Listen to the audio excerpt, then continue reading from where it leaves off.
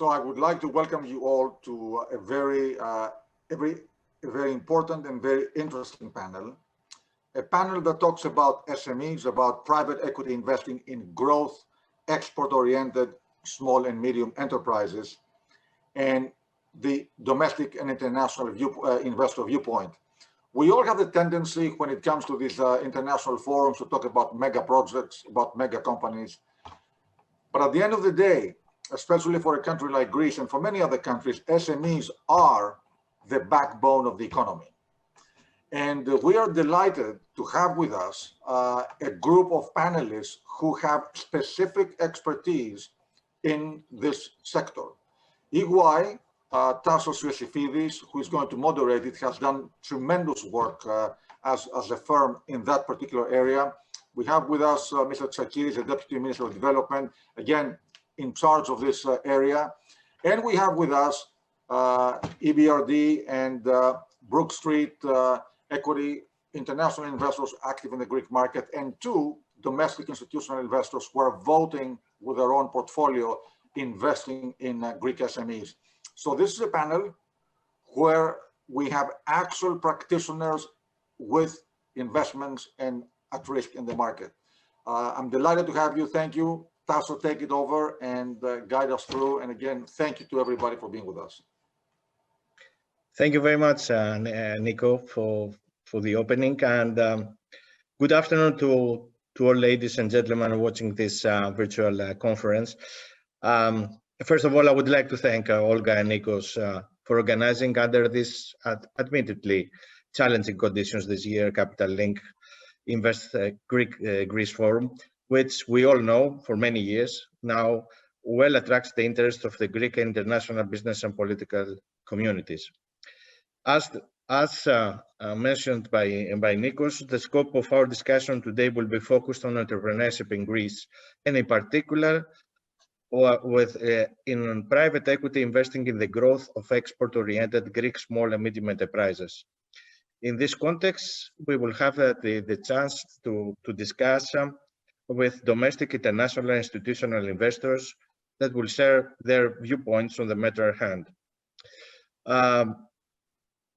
Our distinguished guests include, of course, Mr. Yannis Takis, who is the Deputy Minister of Development and Investments for the Hellenic Republic, Mr. Omiros Sarikas, the Managing Partner of BrookStreet Equity Partners, Mrs. Andreea Moraru, Director, Regional Head of Greece and Cyprus for EBRD, Mr. Takis Solomos, Partner of Elikonos Capital Partners, and Mrs. Eleni Bathianaki, Associate Partner of EOS Capital Partners.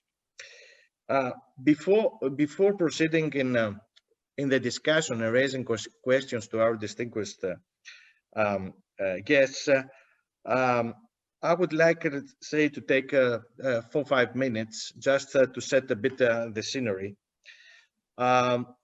It is the growth of the Greek SMEs is certainly a very hot topic for the Greek economy and the domestic business community. And this is due to the fact, as discussed, it is the backbone of the Greek economy, overwhelmingly consists of SMEs. Over 99% of the total enterprises are small and medium enterprises, with the majority, however, of them being micro enterprises. This is probably one of the weaknesses of the Greek economy. These enterprises, in most cases, do not enjoy economies of scale that would allow them to effectively compete internationally, and are also plagued with low productivity and poor export potential, given their low technological complexity and the low manufacturing added value of their exported goods. In this respect, as we have already highlighted in specialized studies on Greek SMEs conducted by EY along with the Hellenic Federation of Enterprises, scaling up should be a key component of their new growth model.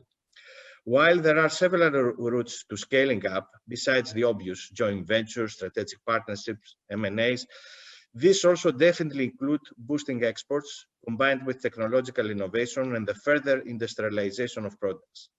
Indeed, in EY's latest study on SMEs, conducted in cooperation with the Athens Chamber of Commerce and Industry, we identified a mutually reinforcing relationship between critical mass, export activity, and business size growth. The existing economic model of small-sized enterprises, combined with the country's focus and over-dependence on the tourism industry, obviously makes Greece more vulnerable to crises of unpredictable nature, such as the one we are currently experiencing. On the other, rather positive side, the SME's economic model provides added flexibility, and we have lately noticed an improvement in their economic performance, including an increase in exports, even if this partly came as a necessary response to a drop in domestic demand. Moreover, the development of a domestic startup ecosystem is gradually gaining momentum, with numerous Greek startups, after being backed by consecutive rounds of venture capital financing, currently are attracting international investments in the digital and telecommunications network infrastructure, innovation and technology, energy, logistics, and agri-food sectors. The post-COVID-19 reality slowly settling in is also bringing a change in consumer, business, and work habits, which, coupled with the rapid technological evolution disrupting various sectors of the economy, are accelerating the necessity for a revision of current business models, thus leading to business transformation and the rise of significant investment needs in new digital technologies across the whole value chain of enterprises. In this new environment, the Greek government is attempting to preserve a rising positive investor climate created in the months leading up to the pandemic by accelerating privatizations and public-private partnerships and paving the way for large investments, mainly in transportation, energy, technology, and renewables infrastructure. In parallel, the government appears very keen on supporting an ambitious growth plan, in line with Pissarides' committee considerations, taking full advantage of EU recovery and agility funds. At the heart of capital sourcing for this transformation is the ability of SMEs to also attract sophisticated domestic and international investors, such as private equity capital, especially given the potential constraints of the banking system, which could be further burdened by the new wave of NPLs generated by the new crisis. So without further delay, I would like to start our discussions with the Minister Tsakiris. And Minister, further to the EU funding provided to support the survival of the Greek enterprises, and given the importance of SMEs for the Greek economy, what are the reforms and the key initiatives that the government is planning in order to support the scaling up of the small and medium enterprises, the transformation of the business model, and also the boosting of the export activity in order to deal with the new competitive environment that actually this post-COVID era, let's say, is bringing? And what can, let's say, what could be also the role of the state in the equity financing of these, let's say, enterprises? Thank you very much for the question, but mostly thank you very much for the invitation to such an important event and such a distinguished panel. You have very well set the scenery at the beginning of the discussion. And before answering to your question, I would like to add a couple of considerations which I believe they're complementing this scenery.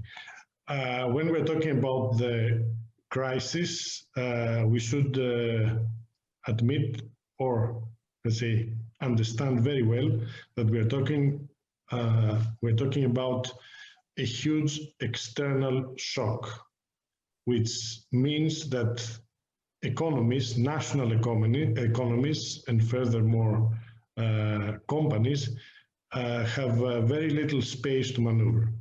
So it's not a national crisis, it's a world crisis. So there's no many weapons, let's say, or means to tackle the crisis, the financial crisis. That's the first thing. The second, which you also touched upon, is the structure of the Greek economy. I would say that compared to other European markets, the Greek economy has a peculiarity, which is the extremely high number of micro enterprises.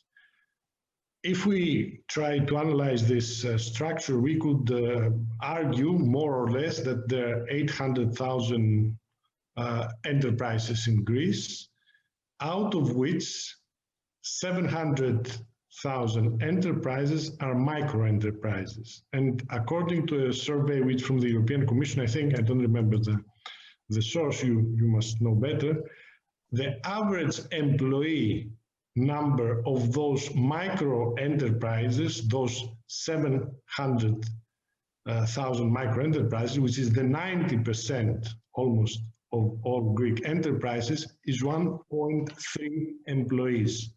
So somebody can say that, you know, this, let's say the major part of Greek SMEs are simply employing one person, which is not the case, for example, in UK. I mean, in UK, you cannot find a Polish plumber. You can find a company consisting of Polish plumbers, but not a single Polish plumber, let's say, just to make kind of joke, given the Brexit. So they're not. So that's the problem of in the structure of the Greek SMEs ecosystem. There are many. The majority of SMEs simply employing one person. So as you rightly said, we must, let's say, grow the size of SMEs, because it's obvious that during a crisis, a sizable SME consisting, let's say, 5 or 10 people can more easily adapt than obviously the one person or two persons, two employees SMEs. And furthermore, by increasing the size of an SME, it becomes more competitive because it can use economies of scale, has more human resources to tackle issues and deal with business development. And for that reason, the state, the Greek government, we have designed an ambitious plan, let's say, to give incentives for SMEs to grow in terms of size. And there are two types of incentives. First of all, there are financial incentives, and particularly with the new funding, the European Structural Fund, the new programming period that is on the way in 2021, we are planning some programs, let's say, subsidy programs that are towards this direction, so increasing the size of SMEs and also obviously increasing their competitiveness. That's the first part. And also we are working on, but it's not yet finished, on an incentive, I would say, not financial incentive, but other type of incentives like fiscal and so on and so forth, for, again, for SMEs to grow. On the other side of the equation, which is again the landscape of the economy and the SMEs, this crisis has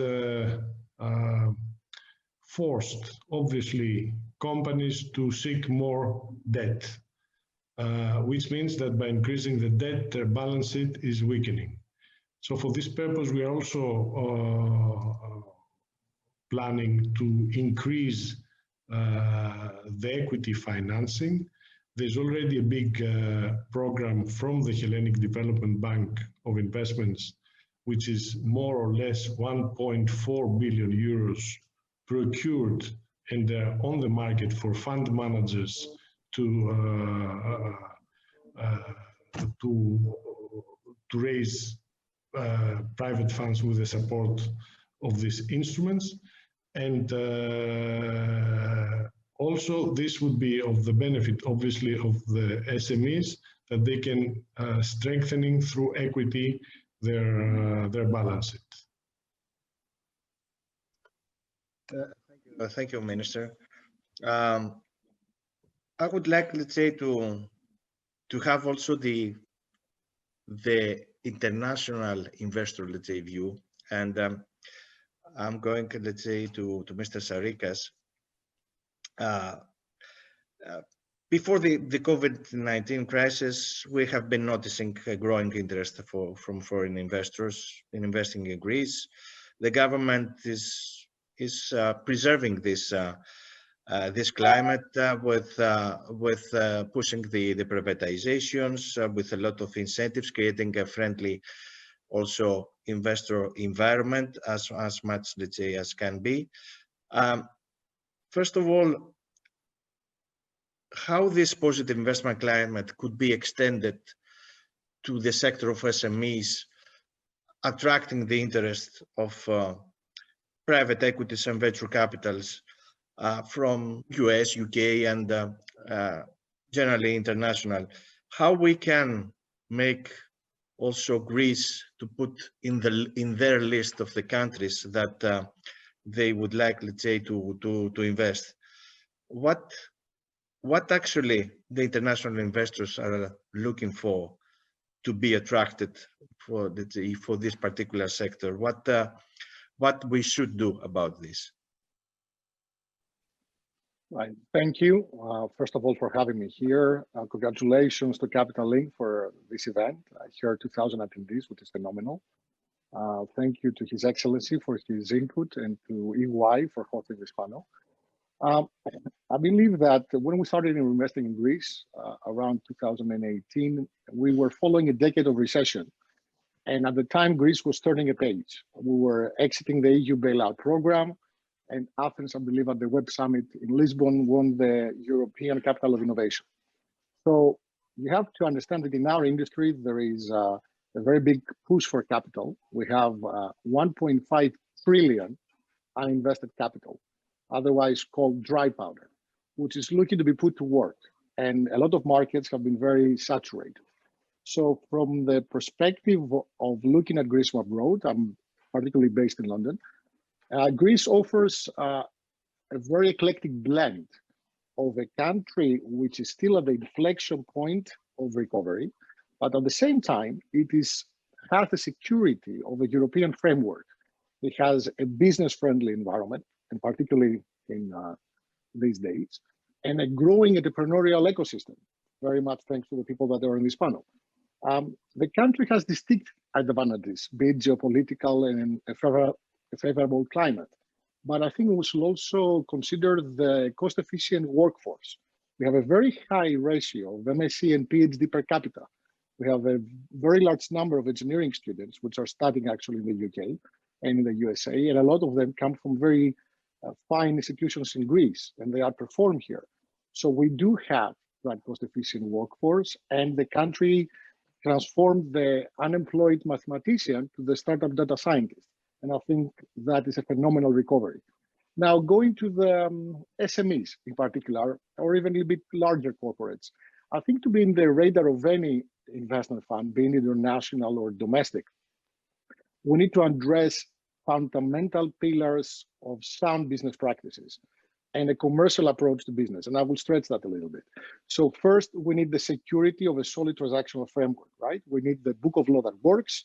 We need a banking system which leverages private investment, particularly for the large buyout deals or for the large transactions.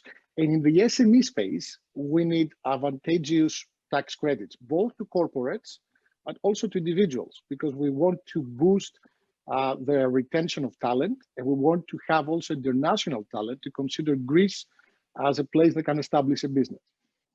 We also need to collaborate with those SMEs. Most of them, as you said, 1.3 was the ratio that we gave for full-time employees, with business founders to separate ownership from execution and commit them to professional governance. And we don't see that in SMEs. We also see it to large family-owned enterprises.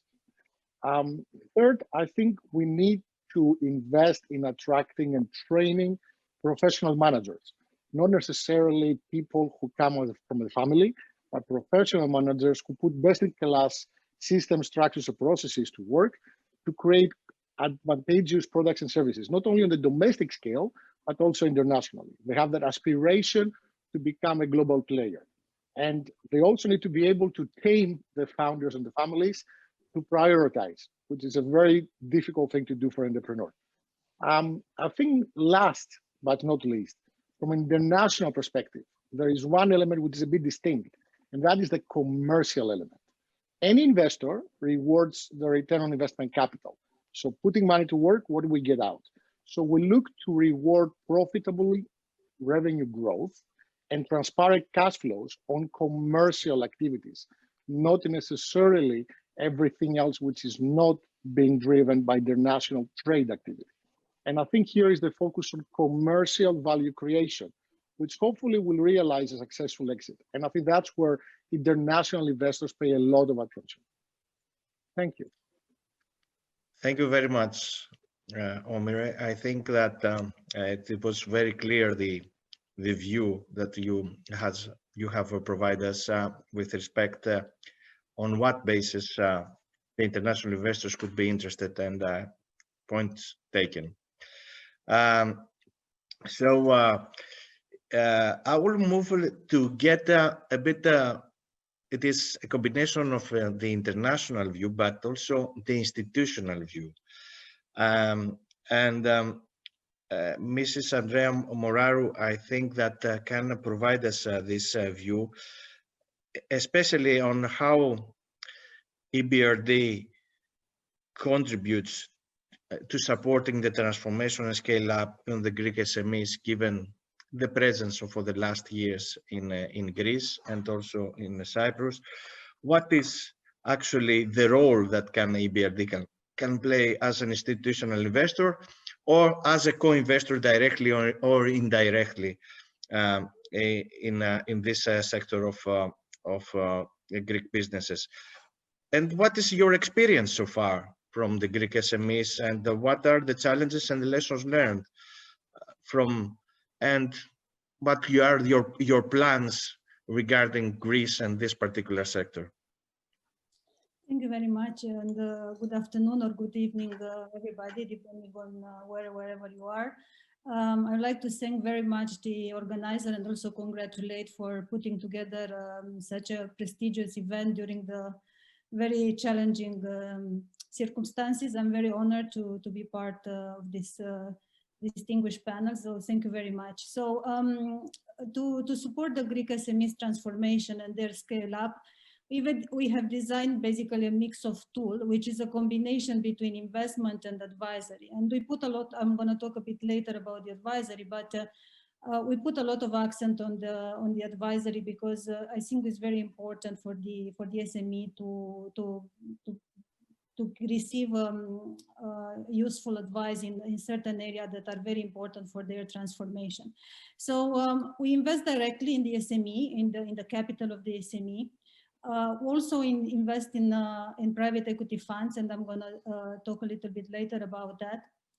We also co-invest along private equity funds in SMEs. We are providing financing, and we have set up an advisory program, which is called Advice for Small Business, aimed to support the SMEs exactly through this tailored advice. So you mentioned at the beginning that the importance of the SMEs in the Greek economy, and indeed they are the engine for growth for the Greek economy, and on their transformation depends the change of the Greek growth model that must be based on improving competitiveness rather than just credit expansion and domestic consumption. Pre-COVID, the Greek economy returned to growth with improved consumer and business sentiment. However, Greek SMEs remain highly underserved. Mostly due to their size. It was mentioned in the beginning, 97% are micro, so they're very small, with up to 10 employees, and they are below the radar screen of the international investors.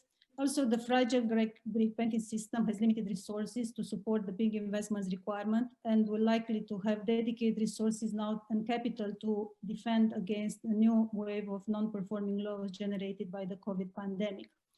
So the inability of the traditional lenders to channel finance towards SME and lower mid companies at a time of unforeseen market stress and uncertainty will further exacerbate the financing gap. The investment capital will be required to finance the growth of the SMEs and the mid-cap companies, but also with knowledge and experience to support their turnaround and improve their competitiveness. And here, in this respect, we consider investing in private equity funds, because we see it as an excellent tool to support the development and growth of the SMEs, and we believe they are very well equipped to deploy capital and financially support smaller companies. We invested already 75 million in private equity funds in Greece, in 5 private equity funds. 2 of them are present on the panel. And we have already supported 27 portfolio companies, contributing to the availability and provision of gross capital to Greek SMEs and lower mid companies. The support of EBRD going forward will continue to be critical to the fund managers to further institutionalize and develop capacity in the asset class in Greece. These strategically important segments of the Greek economy remain largely underserved by local banks, and limited options exist even for innovative, resilient, export-oriented companies. They may otherwise struggle to secure gross finance from traditional lenders. So as such, we are very keen to continue supporting private equity and hopefully invest in a few more funds in the coming years. In addition to investing directly equity or through equity funds, we also provided debt financing to a selected group of companies, and we like to see ourselves going forward to support a wider range of SMEs, financing them across the capital structure. Through the advice for small business, we have supported more than 100, actually more specifically 105 advisory projects for Greek SMEs in various areas, such as strategic and business planning, marketing, e-commerce, operational efficiency, financial management, digitalization, and others. We place a significant focus on promote trade facilitation and extroversion of Greece SMEs through the provision not only of tailor-made advisory services, but also specialized know-how. In this respect, we organize classroom online export trainings with the participation of more than 200 Greek SMEs. We also provide advisory support for preparation of listing on the Athens Stock Exchange, or prepare SME to issue corporate bonds, focusing on aspects such as investor relations, corporate management, financial management, and others. We strive to provide international know-how to SMEs in important sectors of the Greek economy. For example, we organize some thematic workshops for SMEs operating in the olive sector, in the wine sector, in the technology sector, with the participation of international industry experts of the EBRD network. We have also adapted our activities to respond to the special needs of the COVID pandemic. We provide all our services to SME now remotely, focusing on services that build resilience, such as relevant advisory support, training on issues such as financial management, crisis response, and others. Worth noting that we have also developed a free access to a training platform, the EBRD Know-How Academy, where SMEs can not only find useful training and information material and issue relevant to crisis response. Our activity in Greece on the advisory side is supported with funds from donors, namely European Union through EIB, and Greek government, for which I would like to thank for their support. So through different tools that I mentioned, investment and advisory, we supported more than 250 SMEs in the country. I touched very briefly upon the challenges that we face: the small size, the highly leveraged as a result of financial crisis, family business, and additional COVID-19 put additional strain on their business model. But this creates opportunities. These are challenges, but creates opportunities. Going forward, I think it's very important in working with SMEs. I mean, coming back to the questions on lesson learned, we have to be flexible and innovative, and we have to be creative in designing instruments that are tailored to their very specific needs. Thank you. Thank you much. Thank you very much, Andreea, for your contribution from the side of EBRD. I would like, let's say, now to discuss and have also the domestic view of the private equities, starting with Mr. Solomos. What role could the domestic private capital providers like the Elikonos can play in the scaling up, in the business transformation and the export orientation of Greek SMEs? And which are the most promising sectors that you have identified so far? So, thanks so much for the question. Allow me to thank on my part as well Capital Link and Capital Link team in order to, because of the organization of this event. As we all know, in these trying times, it's quite important to have the events like that and promote the Greek economy. Again, thank you for the question.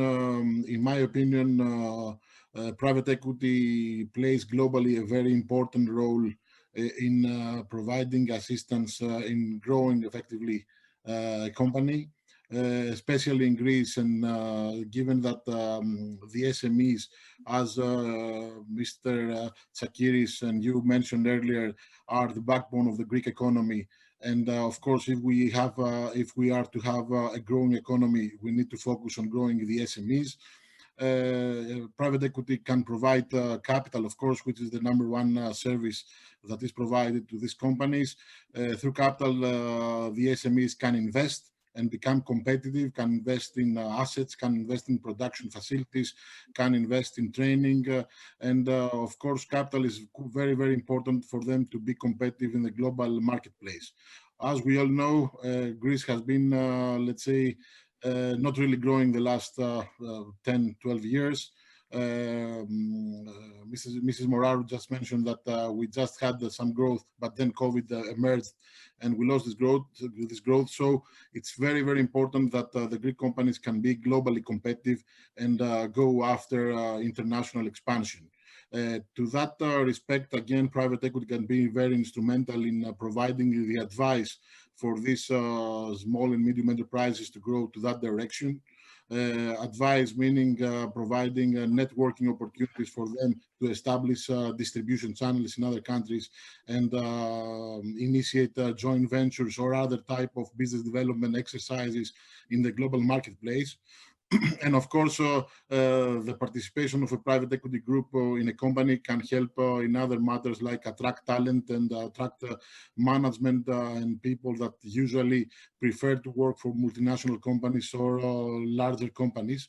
But in a growing business that has institutional investors, I'm sure that talented people would like to join and help out in the growth pattern of a company like that. Of course, corporate governance is another very, very important aspect of the equation. The participation of an institutional investor provides the necessary discipline in a company on a board and management level to pursue such a growth strategy and going internationally and growing a business.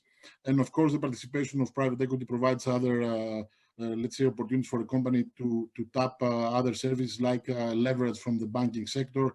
We invest usually through equity instruments that enhances the ability of a company to raise additional capital through the banks or to other, let's say, financial institutions. And that's quite important to grow a business to international level. We would like to get to your second part of the question. We like to focus on businesses that have the ability to grow internationally, as you rightly said initially.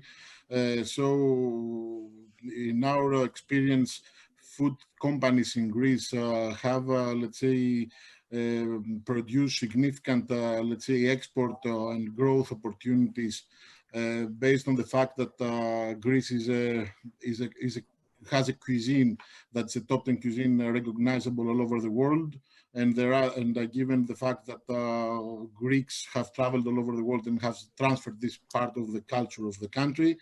Another sector which is very, very important is technology, because Greece, if is to become, let's say, competitive as an economy, needs to invest aggressively in the technology side of the equation. Unfortunately, the last 10 years with the recession, Greek companies didn't have the means to invest in technology, and we are lagging behind compared with our, let's say, European Union and other partners in other countries. So we need to invest heavily there. So we try to identify opportunities in the technology sector also, but also traditional, let's say, industries that we feel that Greece has a unique advantage of operations like logistics and tourism services. Of course, COVID is, let's say, disturbing the normal, let's say, thought on the investment. However, we feel that, soon with the vaccine, things are going to get a little bit to the right direction again in terms of growth of the country, and opportunities will arise even more, let's say, indicative. Thank you very much, Mr. Solomos. So to complete the view and the picture from the domestic private equities. Mrs. Eleni Bathianaki, what is the experience of EOS Capital so far investing in Greek SMEs? And what is the level of awareness from the SME world on the PE capital funding? What they think about that, and what are the lessons learned, and what do you see as challenges and opportunities going forward in the post-COVID era? Thank you very much. I'm also very honored to be a part of this panel. EOS is a 150 million private equity fund investing in Greek growth SMEs. So far, we have completed over the last year 4 investments, and we will soon announce our 5th investment. And from our experience, what we have seen so far is that these companies belong to defensive sectors, such as F&B, athleisure, IT services, and these companies have successfully navigated the crisis, the 2 crises over the last years. They have excellent management teams. They have clear competitive and strategic advantages within their sectors and a solid business plan. These companies of our portfolio, they have an average EBITDA of approximately 4 million over the last 2 years, and they have very low leverage with an average net debt to EBITDA of close to 0. I think, though, above all, it was the willingness and the eagerness of the shareholder and the CEO, most of the times, of the company to enter into strategic dialogue with us on how to really transform and scale up his or her company. This was key. Now, even though within this environment, we have seen a number of transactions happening with the local private equity funds and the international funds that have looked into bigger transactions, still, as all the participants have said, the market sophistication and awareness is really low, especially if you compare Greece, the Greek private equity contribution investment with the European levels, the numbers are really, really low. And obviously, the presence of international private equity funds and the trust that the domestic and international institutional investors have shown to us and to the system is really helpful. Still, there is room to grow, and actually the awareness for the market participants has a big gap to reach.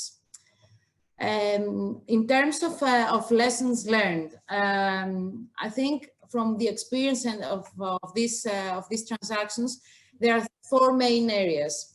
The number one is that transactions have a long maturity period of approximately 18 months. This is due to, number one, the fact that there needs to be this sophistication and educational process. Number 2, we need to have a full due diligence process. And number 3, there is this required time that you need to build the chemistry and the trust between the 2 counterparties in order for you to be able to transform, in addition to the capital that you're going to provide, all the other benefits of a private equity investor. The second area is, as Takis said, is a strategic advice. The companies do not only look for you for the growth capital, but they do value the strategic advice, the ability where they can have a counterparty, a partner in their company, where they can explore their strategic alternatives, to see outside their box, to see with a new perspective and build a roadmap for the next phase for their company. This may have to do with potential mergers and acquisitions, with exploiting synergies within the marketplace, with looking into economies of scale, as you said before, that have never really looked into detail. Just cautious of time, because it is the bell ring for the stock exchange. So just, let's say, wrap up. Absolutely, I can really wrap up, and I think the most important thing is to say that we see the opportunities here in this market. We see that despite this challenging economic environment, the companies that they decide to have an equity partner, they actually not only get the buffer that they can really say that they can grow, but also have the multiplier impact, as we said before, and allow these companies to grow even within this challenging environment. The only challenge for me is that they have to reassess their business plans and see their companies outside of their box within this new environment. Thank you very much. I think that was very interesting. All the positions about let's say the SMEs, and I hope that also the audience find it fruitful and constructive. Thank you very much, all of you, for your contribution. Thanks so much, Tassos.